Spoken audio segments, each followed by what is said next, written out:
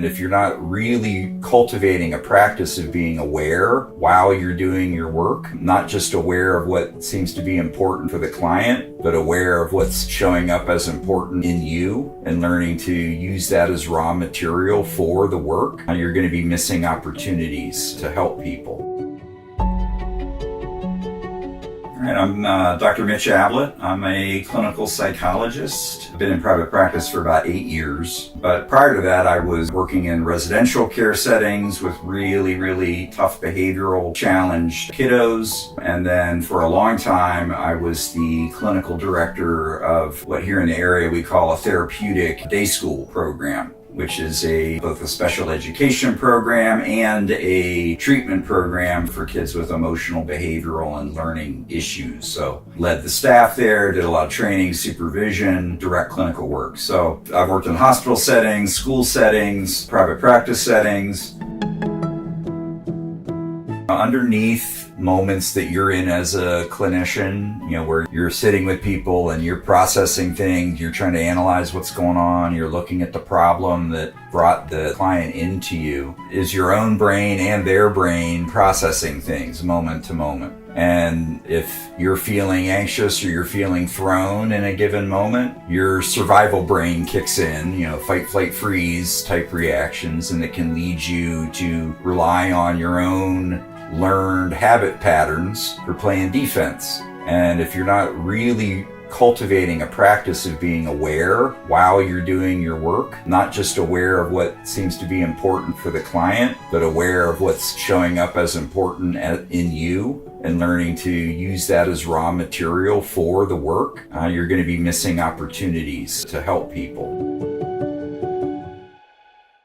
When I have clinicians that come to a workshop or a talk or a seminar, what's most important to me that they walk away from is this sense of the importance of owning moments and being more fully present with those that they're working with. Most clinicians got into the field because they want to be helpful, right? They nod to me when I talk about the importance of presence. And yet there are these subtle aspects that we as human beings, as clinicians, we're getting in our own way, where we have habits that are leading us to press a point to try to be right with a patient, or we get over-invested in the outcome as to whether they're getting better or not. And though that may seem natural, that in my trainings and my talks, that actually can be clutter that is getting in the way of maximizing presence.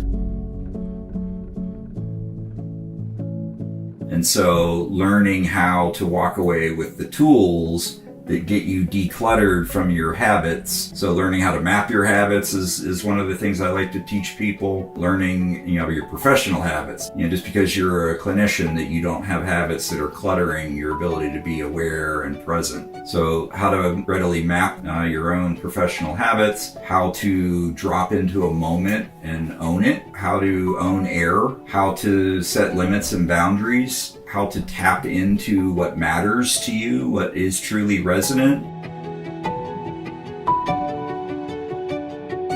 So I think learning a greater sense of acceptance of yourself as a human being and learning to use that acceptance, use that humanity in yourself as a tool, so to speak, and authentically so, that you can let people see who you are. You can let them see you struggle. You can let them see you not have all the right words. And they're not going to immediately be like, well, forget this guy, he's not always right. But I really hope that you walk away with a sense of a pathway for dropping into presence more in your work, particularly in these days where AI is coming on more and more of us are using AI in aspects of our professional work. I think it's even more important to not stop using AI altogether, but to augment and reaffirm the things that make us most essentially human. So our ability to resonate with each other. I think all of my courses are for clinicians who are curious about their own patterns, their own habits of how they do their work. You don't have to be a meditator. You don't have to be, going on retreats on a regular basis to get something of value here. But I think anyone that's going to be really drawn to my material is that they have a degree of curiosity about how they can level up in their own patterns for being able to really maximize their moment-to-moment experiences with those that they're working with. I think what I would like clinicians to feel the most after they've engaged my training is a deep sense of wonder about and curiosity about their career that may have gotten a bit blocked and cluttered over time. I think an outcome that people can expect from applying the things that I teach is this sense of being more enlivened and more curious. You should find yourself wanting to practice momentology a bit. You should find yourself, more curious about how am I doing with owning these moments? How am I doing with my habits of playing defense as a professional? And how can I reach outside of my comfort zone? How can I challenge myself?